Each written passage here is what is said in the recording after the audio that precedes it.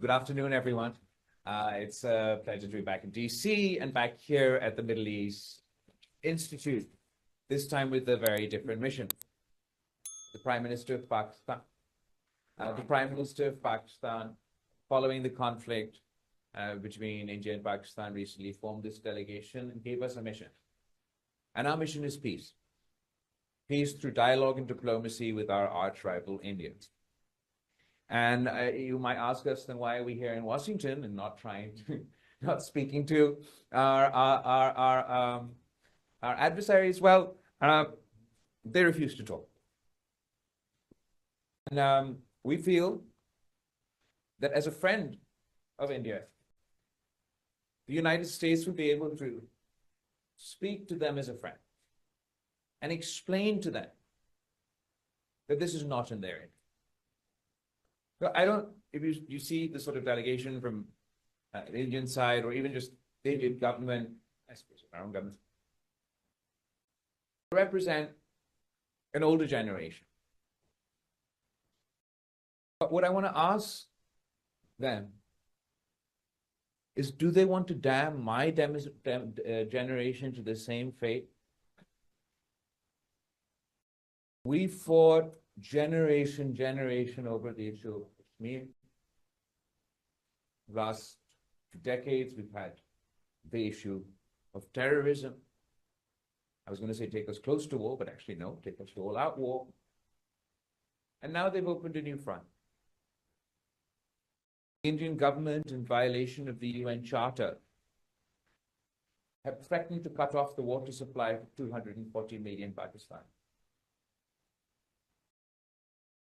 So now they're damning my generation, future generations, not only to fight over Kashmir, not only to go to full-out war whenever there's a terrorist attack, but now we're damning future generations of Indians and Pakistanis to fight over water. This is why I am so confident, I am so passionate in our cause. I refuse to damn the people of my country, and I bear no ill will to the people of India. I refuse to damn the youth of India. My children and their children will fight over water, over Kashmir, over terrorism. We just got through a 5-day war. And while by all metrics, the Indians won't admit this, but by all metrics, get the kinetic, military component, Pakistan won. We downed their planes. They're bigger than us. They're stronger than us. But we were able to repel their assault diplomatically. India's diplomatic position, the rehyphenization of India and Pakistan. Donald Trump didn't rehyphenate India and Pakistan. Pakistan didn't rehyphenate India and Pakistan. India rehyphenated India and Pakistan by launching this stupid war.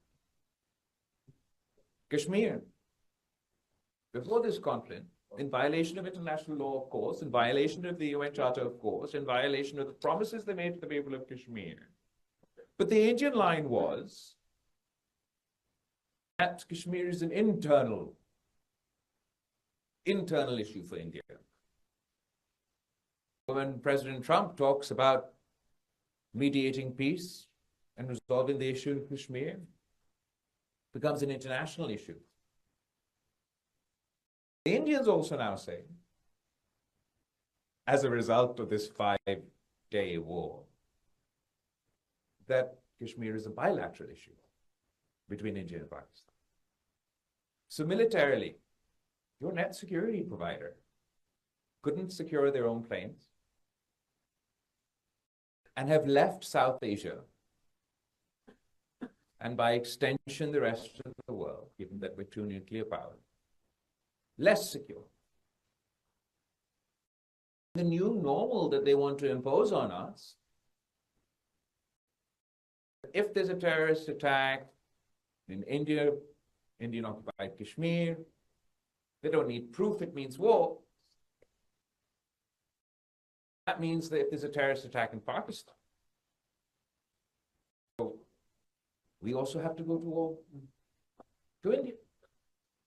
So that leaves all of us in a very precarious situation. We've got a ceasefire, we welcome that. But we've lowered the threshold of conflict so much that any madman, can you imagine? Okay, we have a specific context of terrorism, but terrorism has all shapes and forms. Can you imagine that logic sort of here in the United States? Any wild act of violence by someone from another country, you mean immediately you launch into war? This exposes India, it exposes Pakistan to an extremely dangerous situation. Not only do we not take on the terrorists, because we're taking on each other rather than the people who actually conduct these attacks, but we also endanger the lives of both our countrymen. And the way we saw the nuclear escalation, the way that the escalation ladder rose so drastically during this conflict, it's not too much of a stretch of the imagination to think that by the time there's another conflict, perhaps there won't be time for President Trump to intervene before things go horribly, horribly wrong. So when I say we are here to pursue peace, it is because we believe it is the only viable path forward, not only for India and Pakistan, but also the international community. India may have 1,000 issues with Pakistan. If you're going to refuse to talk to Pakistan, those issues will remain. Obviously, in this case, the terrorist attack that took place in Indian-occupied Kashmir, this time round, Pakistan had absolutely no role whatsoever.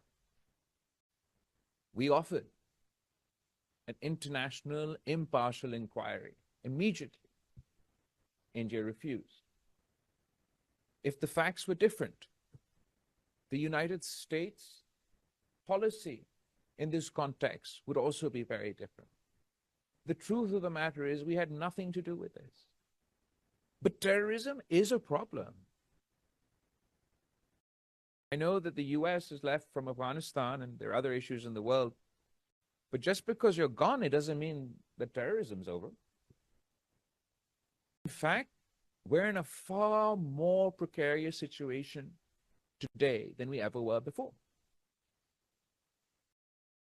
The US withdrawal from Afghanistan has left a vacuum in that country. And I'm not even saying that goes so far as to doubt the intent of the Afghan regime. Let's give that sort of,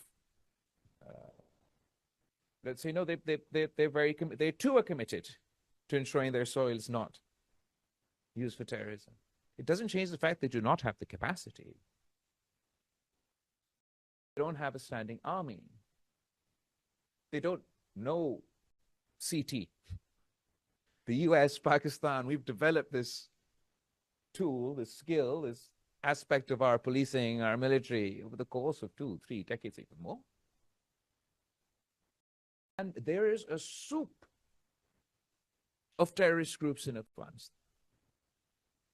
Before, when NATO was there, and there was the Afghani government or the Karzai government, whatever, varying degrees of effectiveness, but you had all of NATO's might, plus that's the government in place, hounding these groups, fighting these groups. You didn't eliminate them.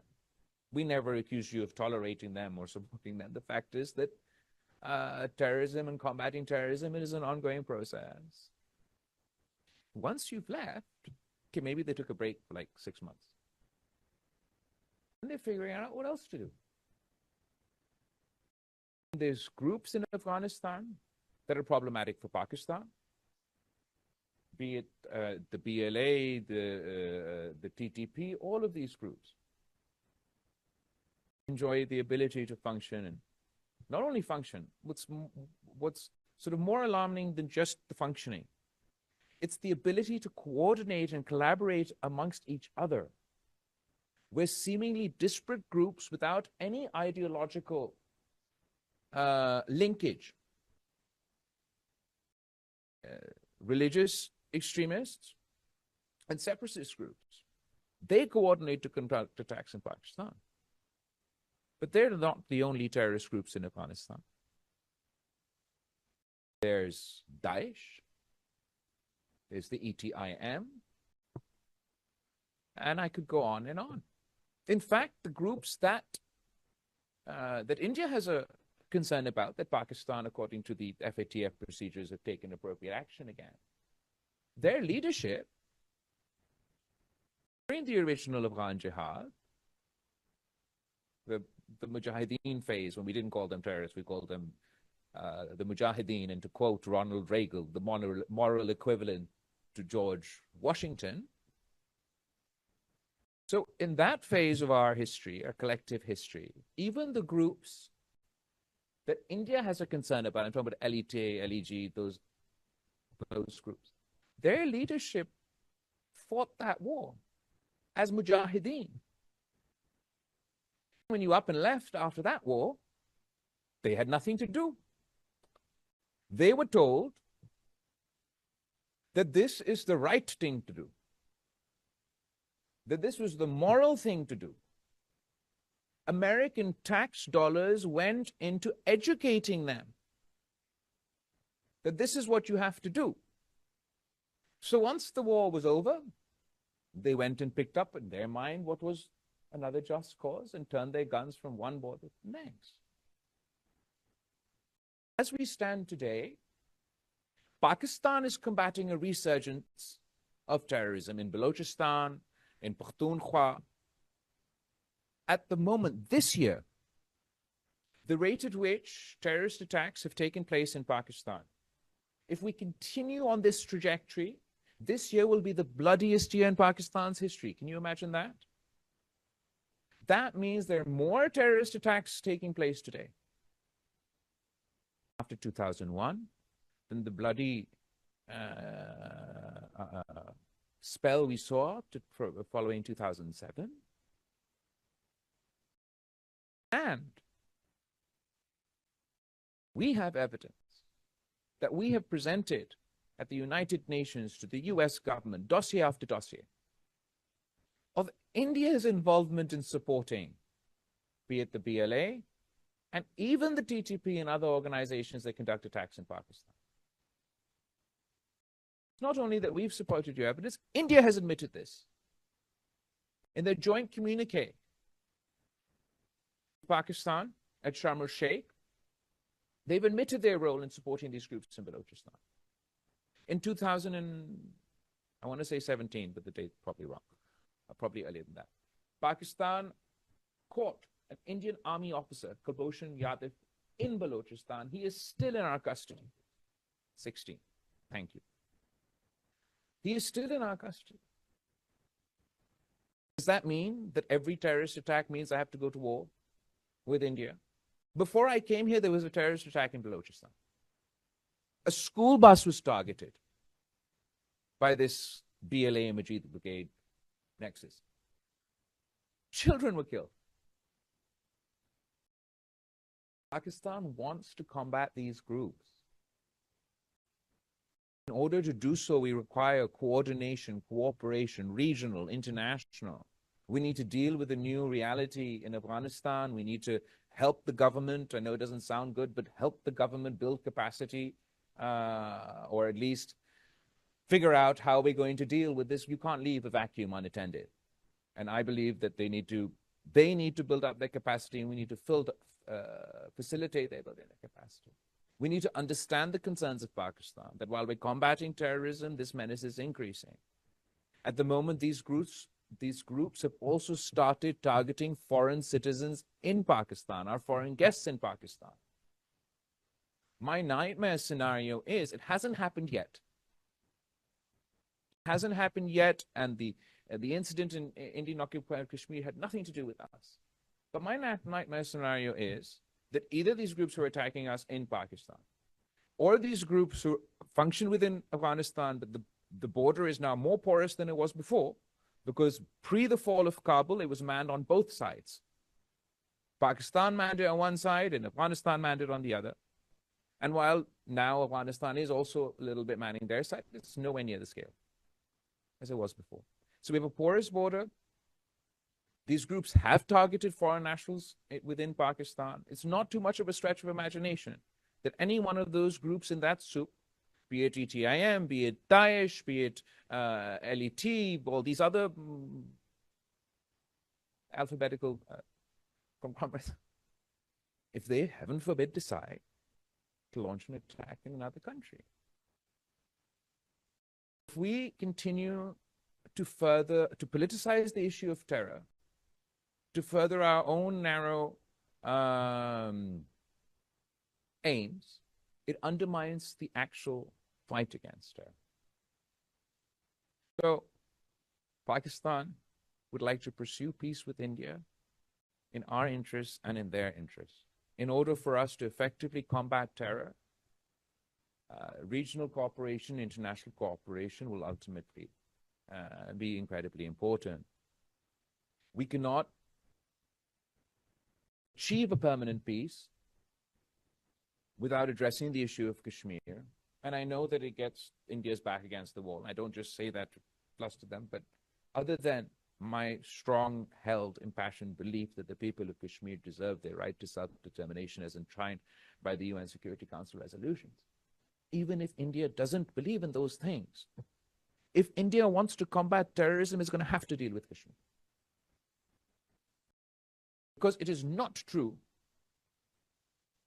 that every terrorist attack that will take place there will come from Pakistan or they'll fall from the sky.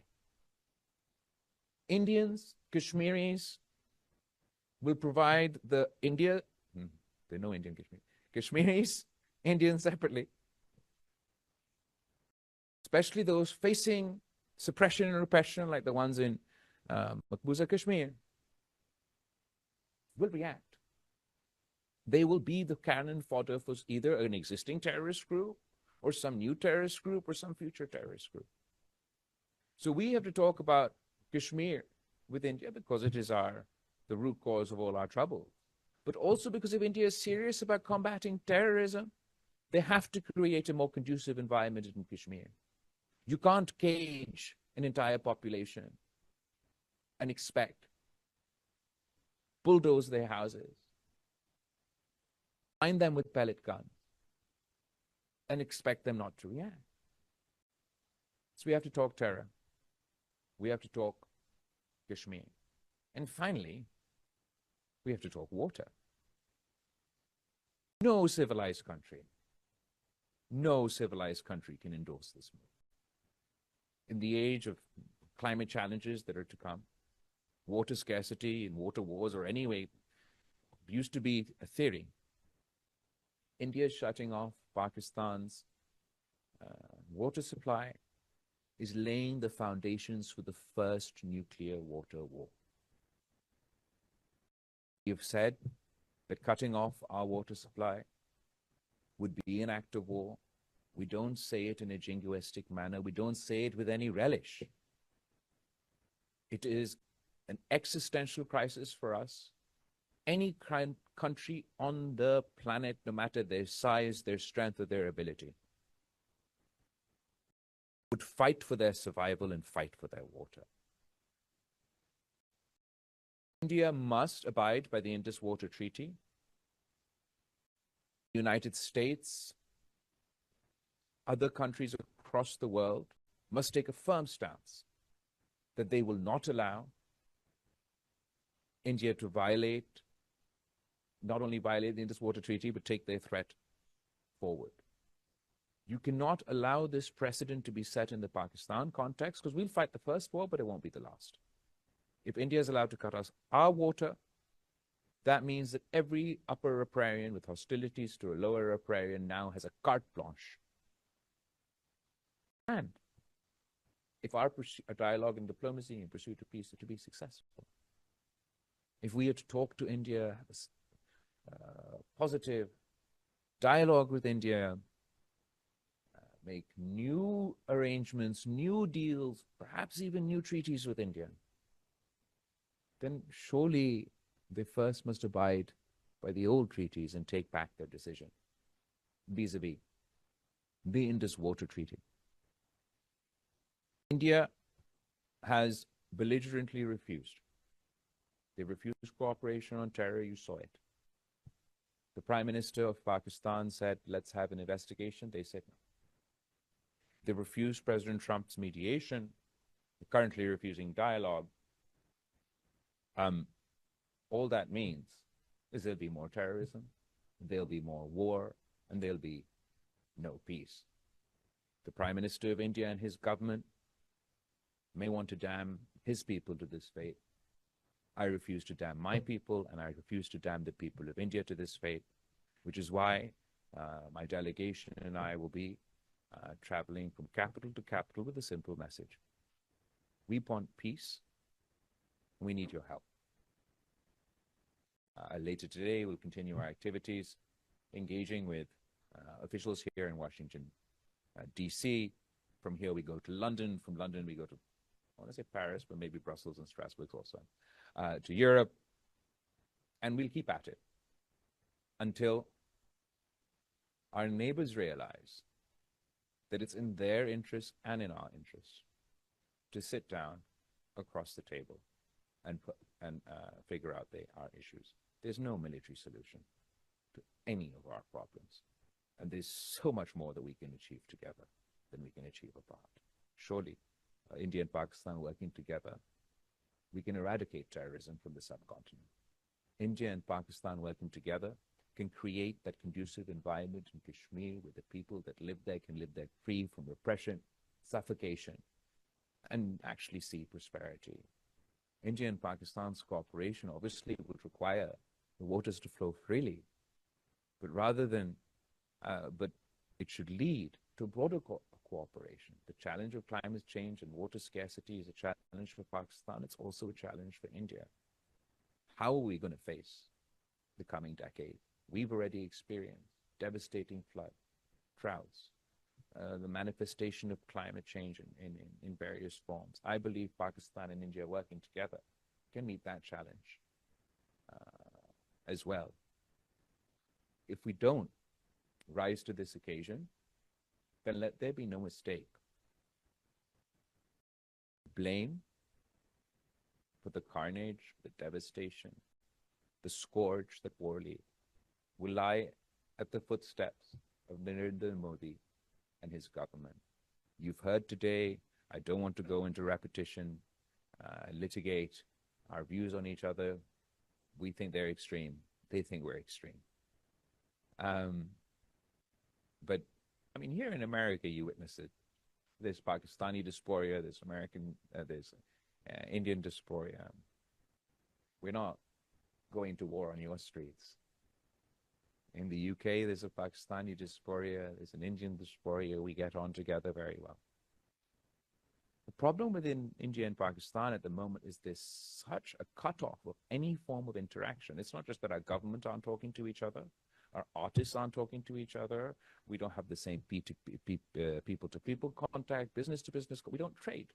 I'll end on that note. Trade. Your president is engaging in trade discussions with both India and Pakistan. And hopefully he's going to get you a big, beautiful trade deal with both India and Pakistan. But if India and Pakistan aren't trading amongst each other, there's only a limit about how beautiful that trade deal is going to be. If India and Pakistan are not only trading amongst each other, then the economic benefits for your trade deal enhance. If India and Pakistan are trading amongst each other, it also means we allow transit trade, which increases the effectiveness of whatever trade deal is about to come about. And ultimately, if we are able to achieve peace in South Asia, unlock our economic potential. I mean, you know, there's a lot of talk here about the China-Pakistan economic corridor, and obviously it's great being able to trade that way. But how fantastic would it be able to, all the way from Pakistan all the way to the ports of Chittagong in Bangladesh, would have an India-Pakistan economic corridor. So there's prosperity for our people, for their people, and peace in our area. I don't underestimate the challenges we face. India has clearly decided to favor unilateralism. It is inspired by hegemons all over the world. It believes that it has a license to conduct itself outside of international law. Our hope is your President Trump. So wish us luck. I'm very grateful to all of you for organizing this interaction for myself and our delegation. We've received a very positive response from everybody we have engaged with, and I look forward to meeting you all again soon. Thank you.